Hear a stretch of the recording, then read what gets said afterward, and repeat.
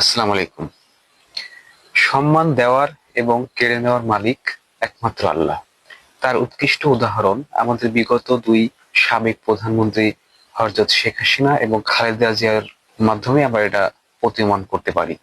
হাসিনাকে আল্লাহ যথেষ্ট সম্মান দিয়েছিল, কিন্তু তার অপকর্মের জন্য আল্লাহ নিজ হাতে তার সম্মানহানি করেছে। সে এখন সমাজে ভিলেনে পরিণত হয়েছে। এখন বর্তমানে শেখ হাসিনা পচা আলুর সমান। আর এদিকে দেখেন, আল্লাহ বেগম জিয়াকে এতটা সম্মান দিয়েছে, বর্তমানে তিনি অসুস্থ, হসপিটালে ভর্তি আছেন। এমন কোনো ব্যক্তি নেই যে কিনা এখন তার জন্য দোয়া করছে না। প্রতিটা মানুষ এখন তার জন্য দোয়া করছে।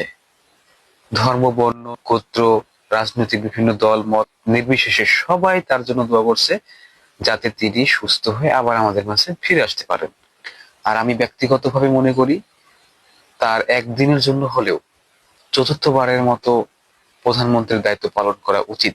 কেননা আমাদের দেশে কিছু পাচাটা আছে, যারা হাসিনার পাচাটে তারা কিন্তু বলে বেড়াবে যে আমাদের শেখ হাসিনা 4 বারের প্রধানমন্ত্রী ছিল, খালেদা জিয়া 3 বারের। তো এই একটি মাত্র ব্লেমটা দূর করার জন্য আমি মনে করি খালেদা জিয়ার একদিনের জন্য হলেও দেশের প্রধানমন্ত্রীর দায়িত্ব পালন করা উচিত। আমি চাই তিনি আমাদের মাঝে ফিরে আসুক এবং আগামী নির্বাচনে জয়যুক্ত হয়ে একদিনের জন্য হলেও এদেশে প্রধানমন্ত্রীর দায়িত্ব পালন করুক, ইনশাআল্লাহ।